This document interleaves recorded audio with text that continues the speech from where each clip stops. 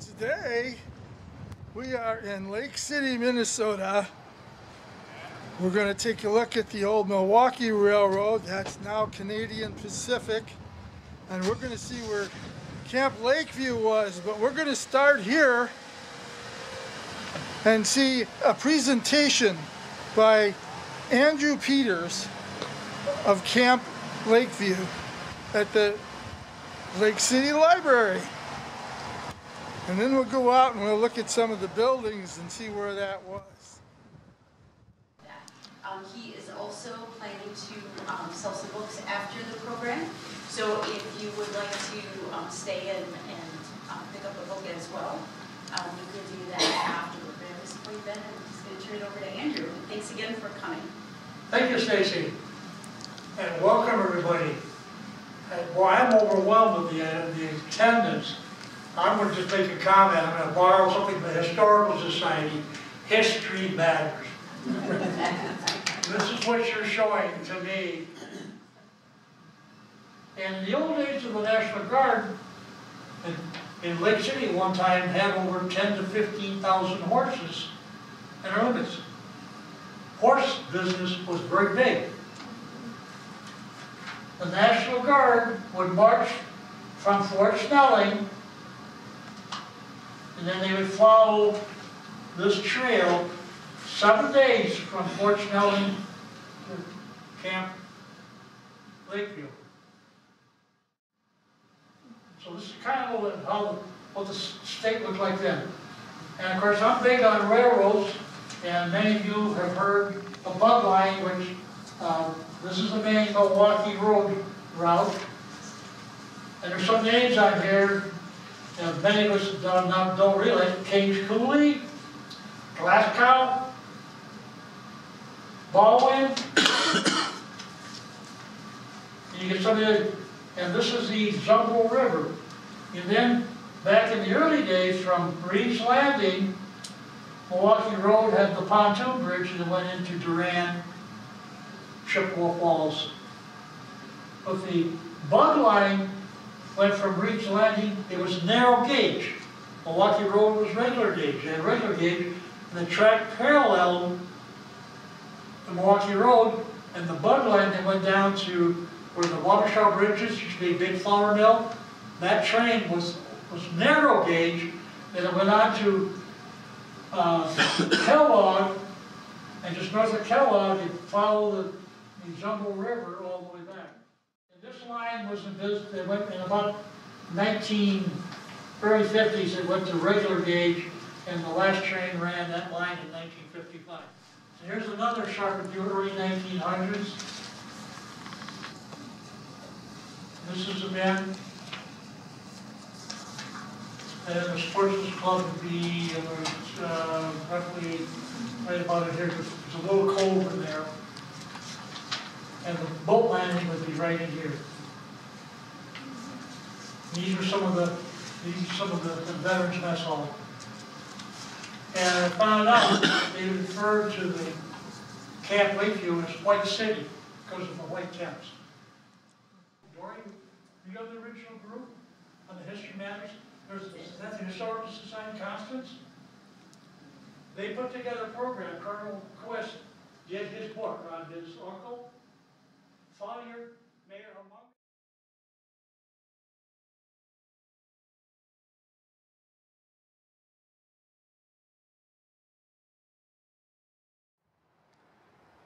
So we're heading to Camp Lakeview now, and I'm standing on the corner of 61 and Camp Lakeview Road. So I am actually a little bit south of Lake City proper, the town. Like you're heading out of town going south on 61.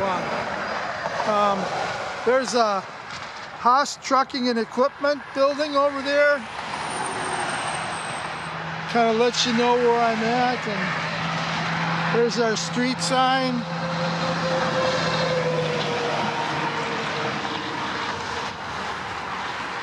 And we're going to head down this road right here. So I'm getting close to where I want to be. So I'm going to You know what? I'm going to park in this parking lot right here.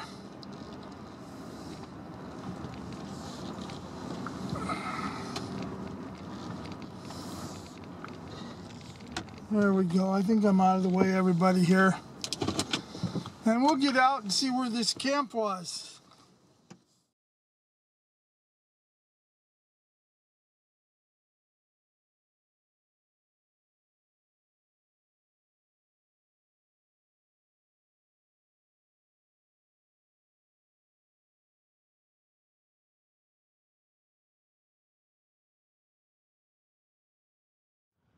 And this was all part of the camp here.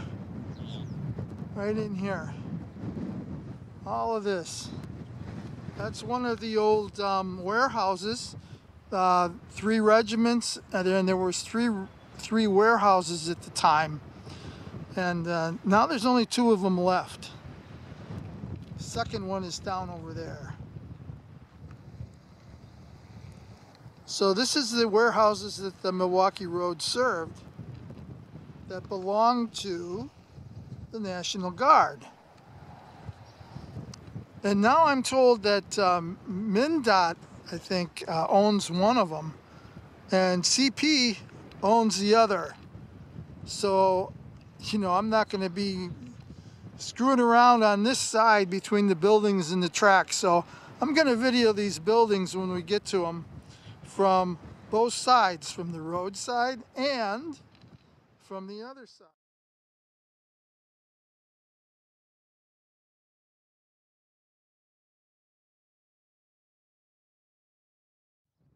It's going to be hard for me to line up a photo from the angle I'm on, but it'll give you a real good idea of looking at this picture here from yesteryear to today. Johnny, get your gun, get your gun, get your gun. Take it on the run, on the run, on the run. Hear them calling you and me, every son of liberty. Hurry right away, no delay, go today. Make your daddy glad to have had such a lad. Tell your sweetheart not to pine, to be proud her boy's in line. Over there, send the word over there, that the Yanks are coming, the Yanks are coming, the drums rum-tumming everywhere. So prepare, say a prayer, send the word to beware. We'll be over, we're coming over, and we won't come back till it's over, over there, over there, over there. Send the word over there, that the Yanks are coming, the Yanks are coming, the drums rum-tumming everywhere. So prepare, say a prayer, send the word to beware. We'll be over, we're coming over, and we won't come back till it's over. So there's our railroad tracks, and remember in the day there would have been a spur there next to that building.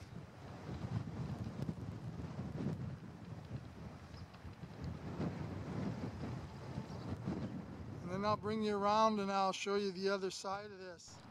So I moved down just a little bit from that building, and this would have been all camp back here. That's right, this was all camp.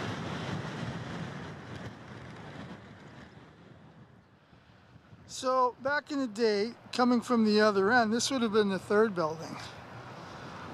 So we'll take a look at that. See the doors on this, the freight doors look like they've been bricked in.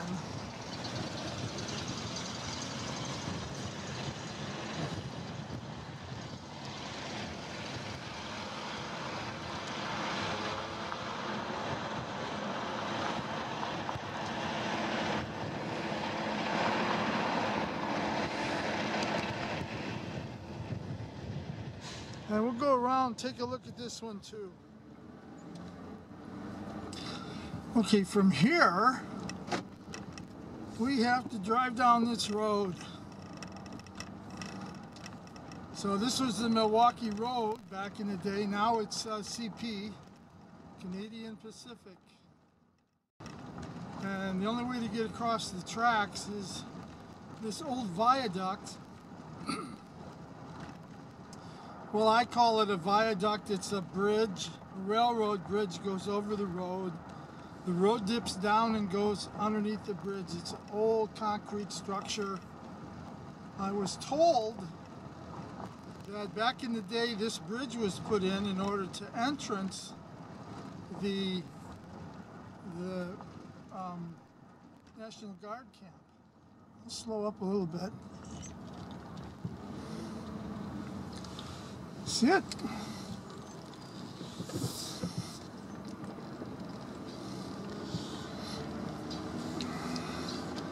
I don't know how old you think that is. And this is Lake Pepin. This is your Mississippi River. So we'll head up that way in a minute. There is a woods here. And you know, I'm looking off on the side here. See that down there? Looks like a foundation wall going down that way. See it?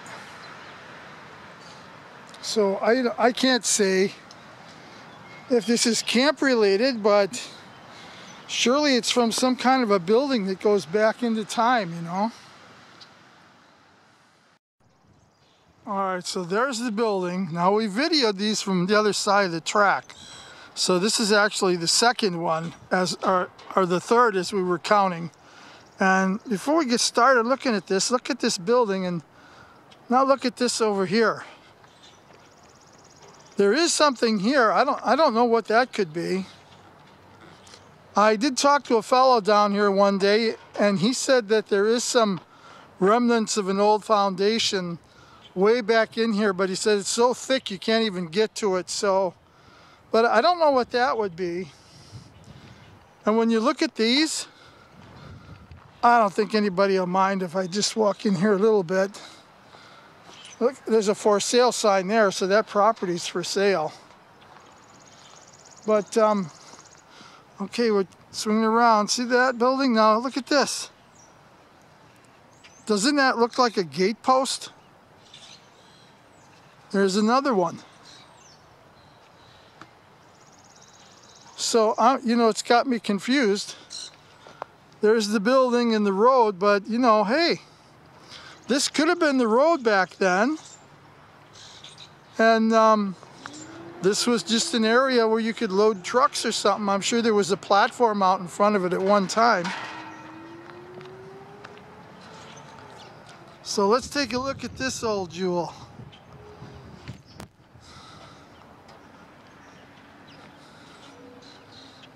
Okay, so here we go. 1906. 1906. So I think he said one was built in 1906 or 1905 and the other one was built the year after. So I don't think a year difference is real important here, but it gives you an idea of when it was built. And you can see that the overhang on this roof, see that probably was a platform there. And that roof is falling off the building there. And I'm not going to walk around the building because that's the railroad property. In fact, they own this building. I don't think they'll mind just a picture of it, but you don't want to get near the tracks, you know. And we've already saw that side of it. Check out that curvature for the door, service door, and the window. And there's bars on the window. And we'll walk down and we'll look at these doors. Huh? Check that out, huh? It's a roof.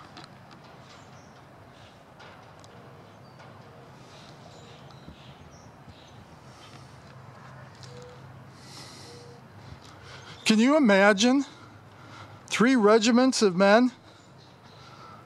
All their tents down here, parade grounds and everything. Holy cow.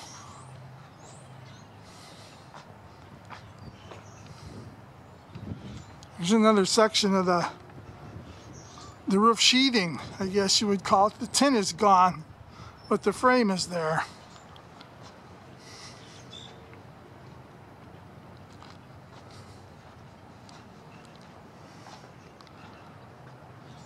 Another door.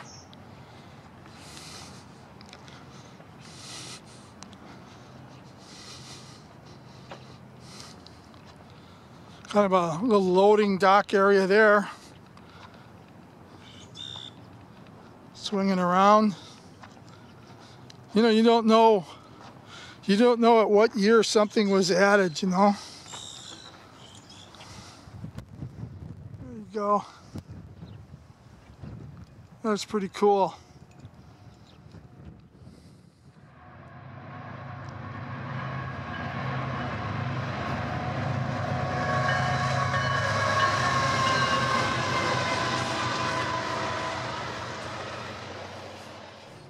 So this is the first one that we videoed from the other side.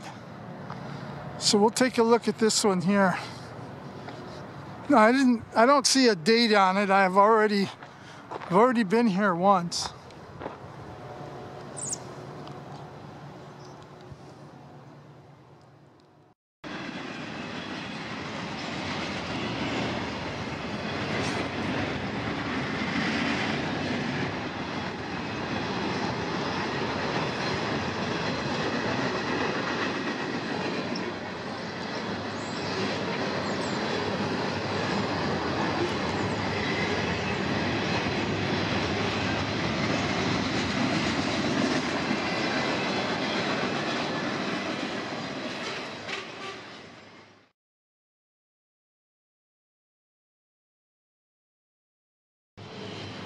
Well, I have to rubberneck just a little. This door is just sitting here.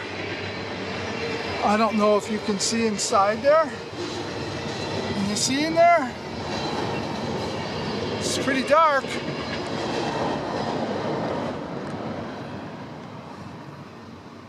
I think this is the one that's owned by MnDOT. I'm hoping so. I don't know if I can see on the other side. Let's see. I'm feeling pretty daring today. Yeah. It's like I'd give anything to just get up in there and walk and look.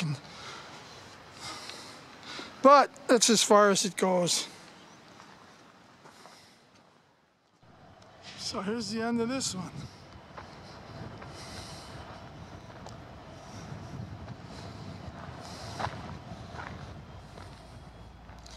And you know what? This is the 3rd train that's going to come by now since I've been here. So this is a cool building here. And this one, sadly, I know nothing about. All I know is it's sitting in the middle of the camp. But this has got to go back a ways. Those are some old doors. So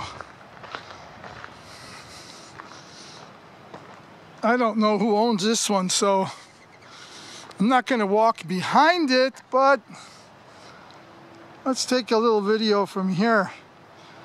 This one's got bars on the windows too. See that? It's pretty cool. Gosh, I had to take my hat off. My hat blew off my head 3 times. It's that windy. I won't know if the video turned out till I get home. Might just hear all wind. Anyway, this is good history. It's military history, National Guard history. It's Minnesota history. It's Lake City history. It's Milwaukee Road history. Can you think of anything else? Yeah. So I hope you enjoyed this video, and I'll see you on my next one. God bless you all. Take care.